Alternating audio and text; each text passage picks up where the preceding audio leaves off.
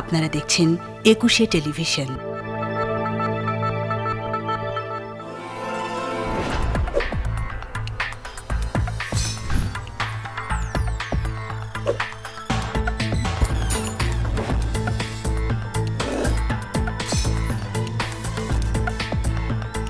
দর্শক, স্বাগত জানাচ্ছি একুশে টেলিভিশনের অনুসন্ধানী অনুষ্ঠান একুশের চোখে। আমাদের চারপাশে যে সকল অসঙ্গতি, চালু থাকা অনিয়ম আর পেশি শক্তির বলে আবদ্ধ অপরাধ বৃত্তি ছাড়াও অনুসন্ধিৎস প্রতিবেদকদের অনুসন্ধানে ইতিবাচক বেশ কিছু তথ্য ও প্রতিবেদন সমৃদ্ধ করে একুশে টেলিভিশনের অনুসন্ধানী প্রতিবেদন একুশের চোখ, যা খুলে দেয় সমাজের সকল শ্রেণী পেশার মানুষের অন্তর্চক্ষু। আপনাদের সাথে আছি আমি সাব্বির আহমেদ। অনুসন্ধান করেছেন মানিক শিকদার, আলী আহমেদ ও দীপু শিকদার। ৪৮ ঘন্টার সময় বেঁধে দিয়েছিলেন তৎকালীন স্বরাষ্ট্রমন্ত্রী অ্যাডভোকেট সাহারা খাতুন। তদন্তে নামে থানা পুলিশ, পুলিশের গোয়েন্দা সংস্থা ডিবি এবং দেশের সবচেয়ে আলোচিত আইন প্রয়োগকারী র্যাপিড অ্যাকশন ব্যাটালিয়ন। সময় গড়িয়ে ৪৮ ঘন্টা হয়েছে ৪৮ দিন, ৪৮ মাস। আওয়ামী শাসনের এক যুগেও সাংবাদিক দম্পতি সাগর রুনি হত্যার বিচার হয়নি। তারপরও বিচারের প্রত্যাশা নিয়ে আজকের একুশের চোখের এই অনুসন্ধান। কত না কথা বলে, বেশি কথা বললে বাঁচালের একটা মিস্টেক হয়ে যায় কথা বলতে বলতে। কোনো না কোনো মাধ্যমে সে তো এটা জানতে পেরেছিল। সে খুব বড় কোনো অ্যাসাইনমেন্ট কভার করেছে সেরকমও না। আমার ভিতরে যে কত কষ্ট এটা পৃথিবীর কেউ জানবে না। একজন চোর যে ঢুকতে পারে এবং বের হতে পারে সেটা দেখানো হলো। তাদের ক্যাপাসিটি যদি না কুলায় সেক্ষেত্রে হয়তো আমরা বিদেশের সাহায্য নিতে পারি। ডিএনএ নামে যে একটা নাটক হইল, তারা তো তদন্ত করে আলটিমেটলি ওই ডিএনএ টেস্ট পর্যন্ত তারা অর্জন করতে পেরেছেন। যারা এটা ইনভেস্টিগেশনের সাথে জড়িত তারা কেন পাঠিয়েছিলেন সেটা আমি জানি না। তাদের দৃষ্টান্তমূলক শাস্তি আমরা দেখতে চাই। ৪৮ ঘন্টার মধ্যে যাতে করে এই হত্যাকারীদের যাতে ধরা যায়। পশ্চিম রাজাবাজারের এই বাড়িতেই বসবাস করতেন সাংবাদিক দম্পতি সাগর সারোয়ার ও মেহেরুন রুনি। ২০১২ সালের ১১ ফেব্রুয়ারি রাতে নৃশংসভাবে হত্যার শিকার হন এই বাড়িতেই। ঘটনার প্রায় এক যুগ পার হয়েছে, কিন্তু এখনো আইন শৃঙ্খলা রক্ষাকারী বাহিনী ধরতে পারেনি প্রকৃত অপরাধীদের।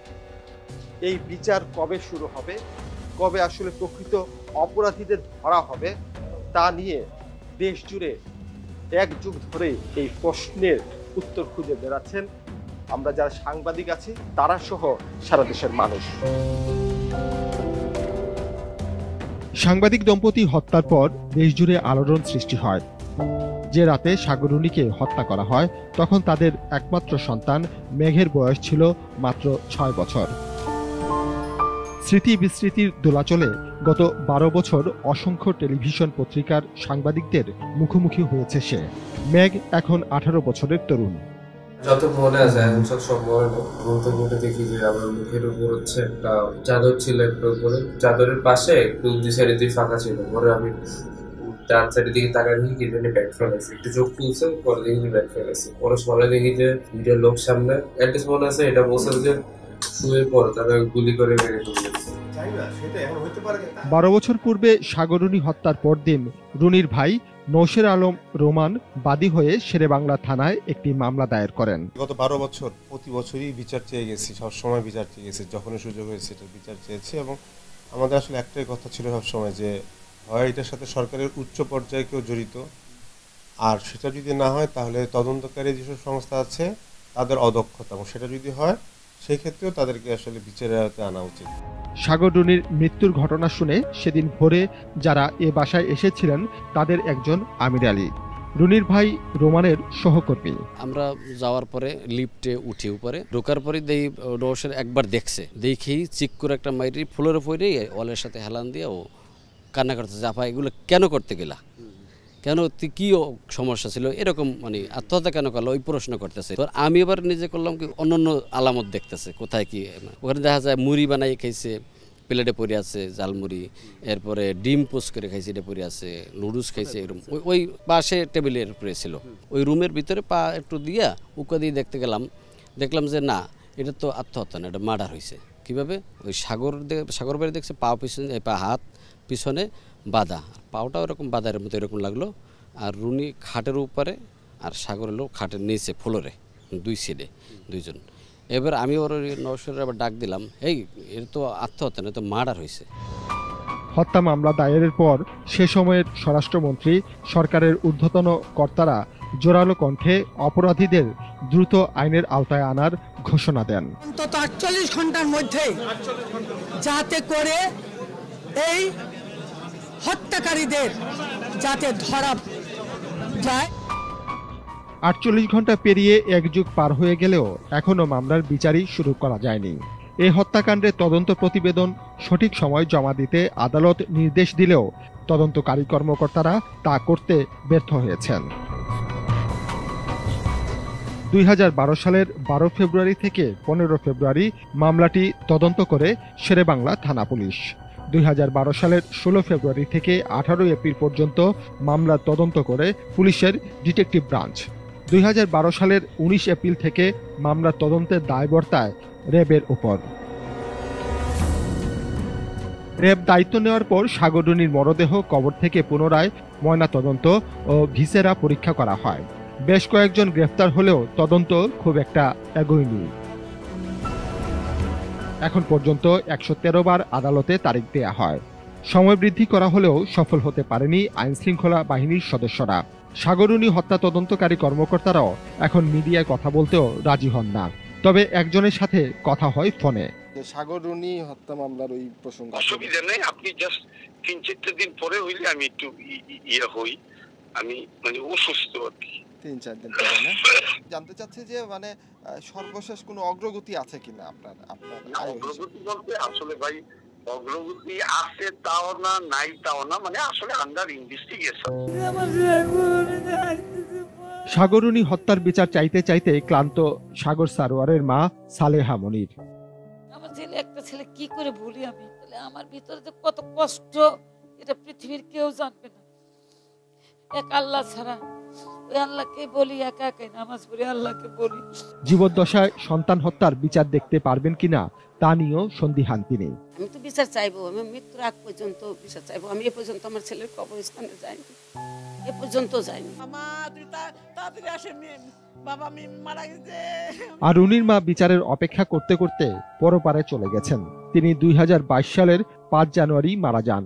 মারা যাওয়ার আগে তিনিও বারবার বিচার চেয়েছেন।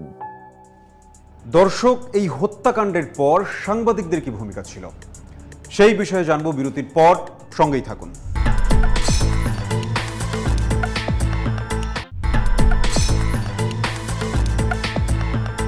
দর্শক, স্বাগত 21-এর চোখে। সাগররুনি হত্যার পর প্রতিবাদী হয়ে উঠেছিলেন সাংবাদিক নেতারা। বিচার পাওয়ার আশাও জেগেছিল, কিন্তু হঠাৎ করেই কেন থেমে গিয়েছিল সাংবাদিক নেতারা? কি ছিল তাদের মনে? সাংবাদিক সংগঠনের নেতাও হতে পারে। জামিউল আহসান শিপু সাংবাদিক সাগর সারোয়ার ও মেহরুন রুনির সহকর্মী। দীর্ঘদিন অপরাধ বিষয়ক সাংবাদিক হিসেবে কাজ করেছেন। ঘটনার পর সকালে তিনি ছুটে এসেছিলেন এই বাড়িতে। তিনি প্রত্যক্ষ করেছেন শুরুর ঘটনাগুলো। ডাইনিং স্পেসের বিপরীত দিকে আরেকটা রুম আছে, যেটাতে কোনো খাট নাই, কোনো বিছানা নাই, কিন্তু দেখে বুঝলাম যে ওটা সম্ভবত সাগর ভাইয়ের পড়ার রুম ছিল। একটা তোষক টাইপের, জাজিম টাইপের বসা ছিল, আর কাগজপত্র, খাতা টাতা, বই, তার বুক সেল, সেখানে একটা ল্যাপটপ খোলানো অবস্থায় আমি দেখেছি। ঠিক আছে, তারপর রান্নাঘরে গেলাম, রান্নাঘরে গ্রিলের একটা অপশন ভাঙা পেলাম। সাগররুনি হত্যার পর বিভিন্ন রহস্যের ডালপালা মেলতে থাকে দ্রুত। এটিএন বাংলায় সেই সময় রুনির কয়েকজন সহকর্মীর প্রতিও সন্দেহের তীর ছিল। তাদের কয়েকজন দেশের বাইরেও চলে গেছেন। আর এটিএন বাংলার কয়েকজন কর্মী সাগররুনি হত্যার প্রতিবাদকারী সাংবাদিকদের সাথেও মারামারি করেছিলেন। এ বিষয়ে এটিএন বাংলার সেই সময়ের প্রধান প্রতিবেদক ও বর্তমানের ডেপুটি চিফ এক্সিকিউটিভ এডিটর মনিউর রহমানকে ফোন করে জানতে চাইলে তিনি ক্যামেরার সামনে কথা বলতে রাজি হননি। তবে কথা বলেন প্রধান নির্বাহী সম্পাদক জহির মামুন। 21-এর চোখকে জানান, এই হত্যাকাণ্ডের সাথে সংবাদ সংশ্লিষ্ট কোনো কারণ নেই। সাগর একসময় ডয়চে ভেলে জার্মানিতে চাকরি করত এবং রুনি কিন্তু এটিএন বাংলা থেকে ছুটি নিয়ে 2 বছরের ছুটি নিয়ে এসে জার্মানিতে গিয়েছিল। ফেরত আসার পরে সে আবার জয়েন করবে, এরকম আমার সঙ্গেই যোগাযোগ করে। আমি তখন সিএনই বা এরকম কিছু একটা দায়িত্বে ছিলাম। পুনর্বার জয়েন করার পর থেকে মৃত্যু পর্যন্ত সে খুব বড় কোনো অ্যাসাইনমেন্ট কভার করেছে সেরকমও না। জয়ী মামুন আরও জানান, সেই সময় মেহেরুদ্দুরীর তেমন কোনো গুরুত্বপূর্ণ রিপোর্টের দায়িত্ব দেওয়া হয়নি।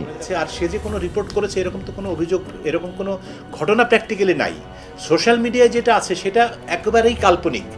এ বিষয়ে আরও বিস্তারিত তথ্য সাংবাদিক নাদিরা কিরণের কাছে আছে বলেও জানান এই সিনিয়র সাংবাদিক। এবার আমাদের গন্তব্য নাদিরা কিরণের উদ্দেশ্যে। তিনি জানান রুনির সাথে সেই সময়ের নানা কথা। ডয়েচে ফেলে যাওয়ার পর সাগরের সাথে একটা বেশ কয়েক বছরের 2 বছর 2.5 বছরের মতো একটা গ্যাপ হয়ে যাওয়াটা, এটা নিয়ে ওদের ভিতরে একটু হয়। মাঝখানে কোনো একটি ঘটনাকে কেন্দ্র করে বা কোনো একটি মেয়েকে কেন্দ্র করে মারা যাওয়ার কিছুদিন আগে বলতো যেমন আমি সুইসাইড করব, হ্যাঁ এরকমও বলেছে। আপা সাগর অনেক চেঞ্জ হয়ে গিয়েছে, আমি এই সাগরকে চিনি না, সাগর আমাকে ভালোবাসবে না, এটা আমি মেনে নিতে পারবো না, খুব চাইল্ডিশ মতো করতে। আমি বকাও দিয়েছি। সাংবাদিক দম্পতির রহস্যজনক হত্যাকাণ্ডে গর্জে ওঠে সাংবাদিক সমাজ।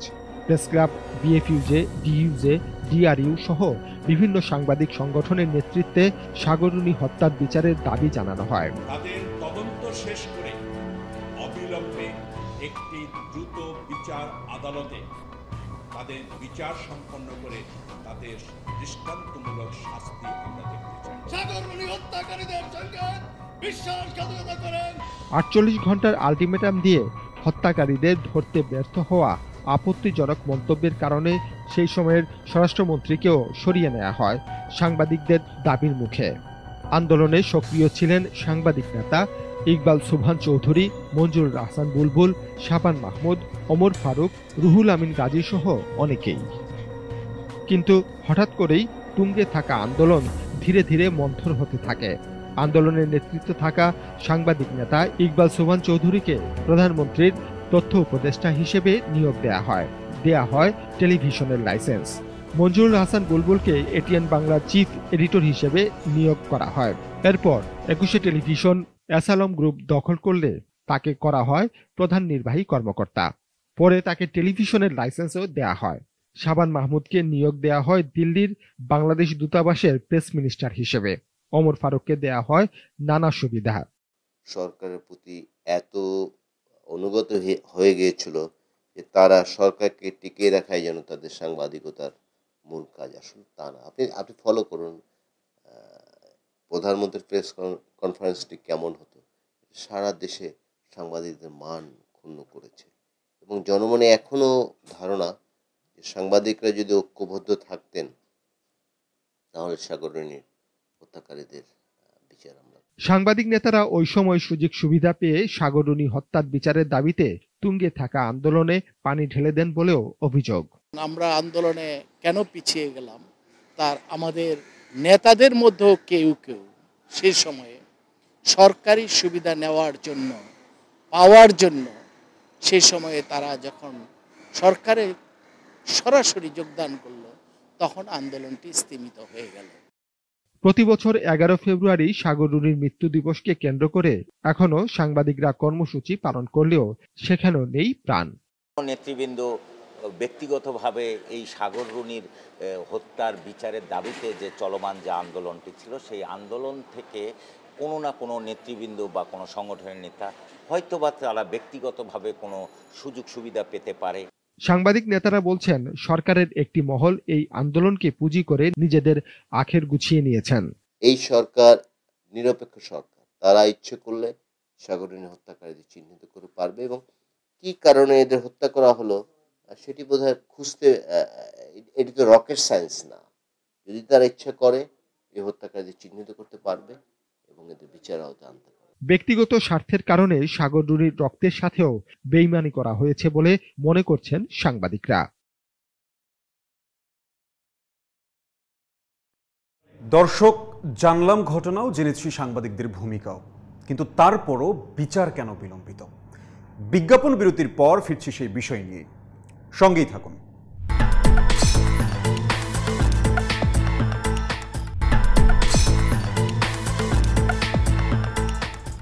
দর্শক, স্বাগত আরও একবার 21-এর চোখে। তদন্তের নামে এক যুগের নাটকের নানা পর্বের মধ্যে সবথেকে উল্লেখযোগ্য ছিল ডিএনএ টেস্ট।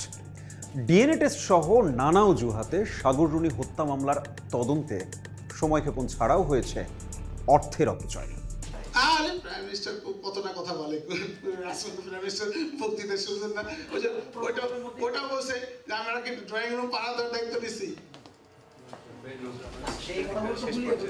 এইটা হচ্ছে বেশি কথা বললে বাঁচালের একটা ফটকা মিস্টেক হয়ে যায়, কথা বলতে বলতে এরকম একটা মিস্টেক হয়ে গেছে। সাগর রুনি হত্যার পর সুরতহাল ও ময়নাতদন্ত শেষে 11 ফেব্রুয়ারি রাতে দাফন করা হয়। এরই মধ্যে পার হয় 2.5 মাস।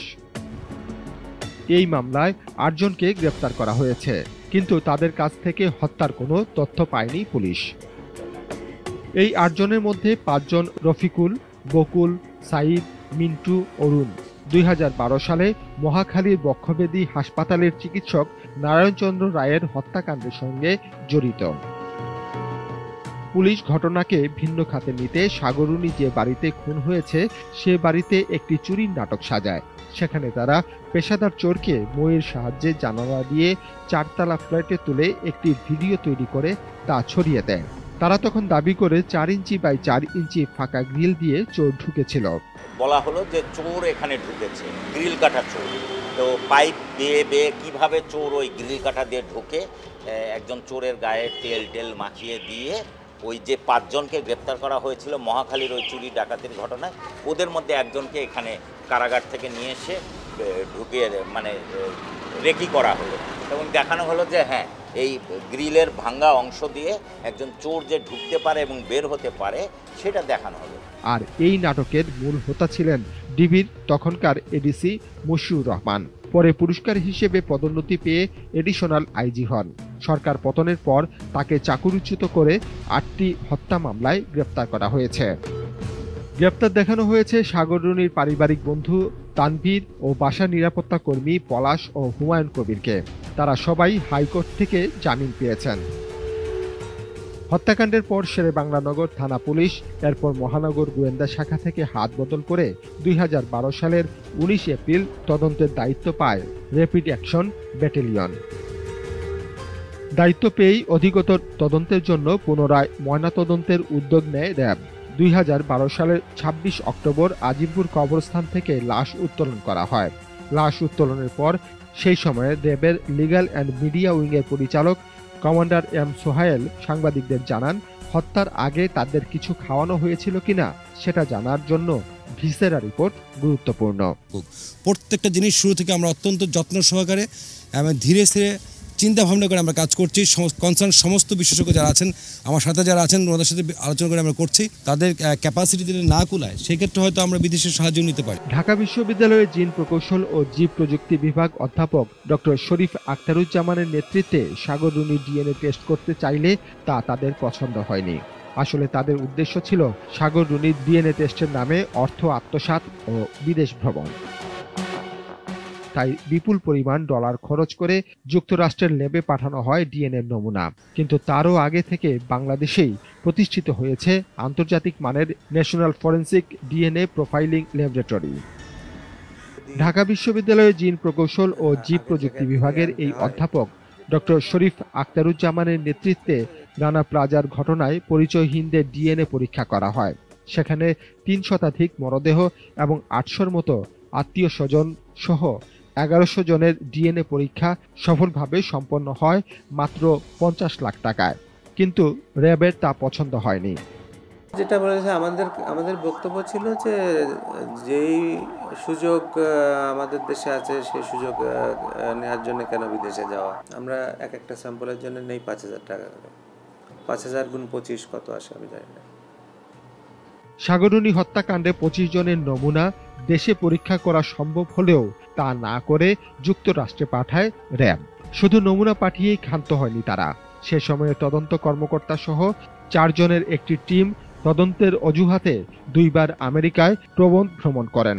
সে সময়ে 4 জনের 2 বার যাওয়া আসার বিমানের টিকিট ব্যয়ী প্রায় 15 লাখ টাকা। যুক্তরাষ্ট্রে 5 স্টার হোটেলের সাধারণ কক্ষগুলো ভাড়া কমপক্ষে $300। 2 দফায় 7 দিন ধরে 5 স্টার হোটেলে 4 জনের থাকার ব্যয় কমপক্ষে 12 লাখ টাকা। এছাড়া সব মিলিয়ে অন্তত অর্ধ কোটি টাকা ব্যয় হয়। ডিএনএ টেস্ট ও প্রমোদ ভ্রমণেই কোটি কোটি টাকার প্রয়োজন ছিল না বলে মনে করেন এই বরেণ্য অধ্যাপক। যারা এটা ইনভেস্টিগেশনের সাথে জড়িত তারা কেন পাঠিয়েছিলেন সেটা আমি জানি না, তবে হ্যাঁ আমি নিজে বলতে পারি যে ওই সময় আমাদের সেই সক্ষমতা ছিল। সবশেষ তদন্ত প্রতিবেদনে দুই পুরুষের ডিএনএ আছে বলে দাবি করা হলেও তারা কারা তা এখনো নিশ্চিত করা যায়নি। হচ্ছে যে এই যে ডিএনএ নামে যে একটা নাটক হইল এবং নানা সময় তারপরে বিভিন্ন সাংবাদিককে উল্টাপাল্টা রিপোর্ট করানো, এগুলা কিন্তু কন্টিনিউয়াস করে আসছে। ওই সাগররুনির রুমে যে দুইজন লোক যারা এই হত্যাকাণ্ডে ঘটিয়েছে তাদের ডিএনএ টেস্টটা তারা আইডেন্টিফাই করেছেন দুইজনার, কিন্তু এখন ওই দুইজন লোক কে সেটির ব্যাপারে আপনার যারা আসামি গ্রেপ্তার হয়েছে শুধু তাদের সঙ্গে কম্পেয়ার করেছে, তাদের সঙ্গে মেলেনি। আমিও যদিও 1 বছর আগে একটা আবেদন করেছিলাম গুগলের কাছ থেকে স্যাটেলাইট ইমেজ নিয়ে, এটা দেখা যে ওই 24 ঘন্টার মধ্যে বা 12 ঘন্টার মধ্যে বিল্ডিংয়ের আশেপাশে কারা গিয়েছিলেন তাদের সঙ্গে যদি কম্পেয়ার করতেন তাহলে সংখ্যাটা অনেক কম ছিল, তাহলে কিন্তু সেটা বের করা সম্ভব ছিল। আর এইসব ডিএনএ টেস্ট ও তদন্ত ভিন্ন খাতে নেওয়ার নাটের গুরুদের একজন এম সোহায়েল। তিনি র্যাবের মিডিয়া উইংয়ের পরিচালক থাকার সময় সাগররুনির হত্যাকাণ্ড ঘটে। কথিত ডিএনএ টেস্ট ও অপরাধীদের রক্ষায় তার তৎপরতা ছিল দৃশ্যমান। এমনকি ওই সময় সাগররুনি হত্যা নিয়ে 21-এর চোখের একটি পর্ব বন্ধ করতেও চিঠি পাঠিয়েছিলেন। এম সোহায়েল সর্বশেষ চট্টগ্রাম বন্দর কর্তৃপক্ষের চেয়ারম্যান ছিলেন। 5 আগস্ট শেখ হাসিনা সরকার পতনের পর 20 আগস্ট তাকে গ্রেপ্তার করা হয়। গণঅভ্যুত্থানের পর সরকারের পতন হয়েছে, সাগররুনি হত্যার বিচার কি এখন গতি পাবে? এই মামলা নিয়ে প্রতিটি ক্ষেত্রেই আন্তরিকতার অভাবের কথা বলে আসছিলেন সাগররুনি পরিবারের সদস্য ও স্বজনরা। সাগররুনি হত্যা মামলার রাষ্ট্রপক্ষের আইনজীবী মঞ্জিল মোর্শেদও একাধিকবার হতাশার কথা জানিয়েছিলেন। র্যাব তদন্ত করতে ব্যর্থ হলে তদন্তভার হস্তান্তরেরও আহ্বান জানান। র্যাবের তখন তদন্ত ক্ষমতাটা অনেক শক্তিশালী ছিল, ডিজিটাল বলেন বা অন্য ক্ষেত্রে, সেই জন্যই র্যাবকেই তদন্তের ক্ষমতাটা দেওয়া হয়েছিল এবং তদন্ত করার ক্ষেত্রে তাদেরকে অনেক স্বাধীনতা দেওয়া হয়েছিল, যে কাউকে জিজ্ঞাসাবাদ বা যে কোনো সাপোর্ট নেওয়ার জন্য বলা হয়েছিল। কিন্তু তারা তো তদন্ত করে আলটিমেটলি ওই ডিএনএ টেস্ট পর্যন্তই তারা অর্জন করতে পেরেছেন, কিন্তু কোন দুইজন লোক ওখানে হত্যাকাণ্ড ঘটিয়েছে সেটি আর তারা সংগ্রহ করতে পারেননি। সাবেক আইনমন্ত্রী আনিসুল হক বলেছিলেন 50 বছরও লাগতে পারে এই হত্যা রহস্যের জট খুলতে।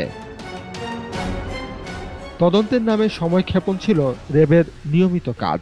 যারা এই হত্যার বিচার চেয়ে দাঁড়ে দাঁড়ে ঘুরে বেরিয়েছেন তারাও ক্লান্ত হয়ে পড়েছেন, হতাশায় নিমজ্জিত স্বজনরা।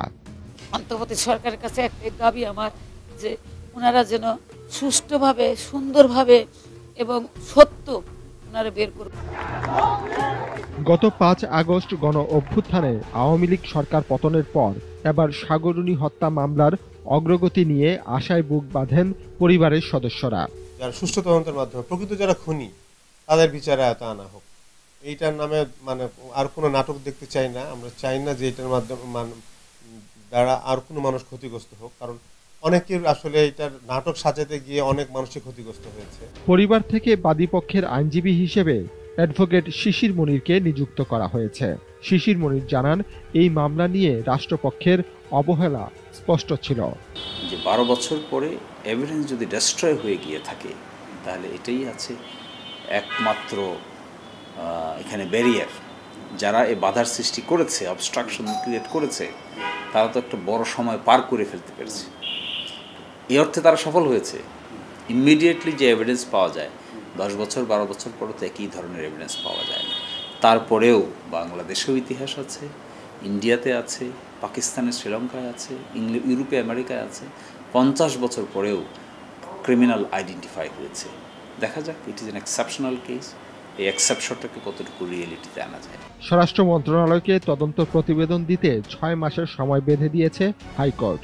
এখন দেখার বিষয়, এবার কি হত্যা রহস্যের এই জট খুলবে?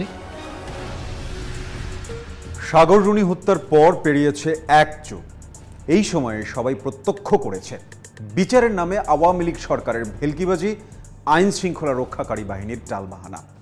তারপরও আমরা তুলে ধরেছি ঘটনার নানা দিক। উদ্দেশ্য একটাই, বিচার হোক। দর্শক, শেষ করব, তবে যাবার আগে আপনাদেরকেও সঙ্গে রাখতে চাই। আপনার কাছে থাকা অনুসন্ধানমূলক তথ্য আমাদেরকে জানান, তুলে আনবো তথ্যের ভেতরের খবর। লিখতে পারেন এই ঠিকানায়। প্রযোজক 21-এর চোখ, 21-এ টেলিভিশন, জাহাঙ্গীর টাওয়ার, 10 কারওয়ান বাজার, ঢাকা 1215। হোয়াটসঅ্যাপ করুন, কথা বলুন এবং তথ্য ও ভিডিও শেয়ার করুন 019721212221 এই নম্বরে। দর্শক, সাধারণ চোখে যা দেখা যায় না তা দেখানোই 21-এর চোখের কাজ। চোখ রাখুন 21-এর চোখে।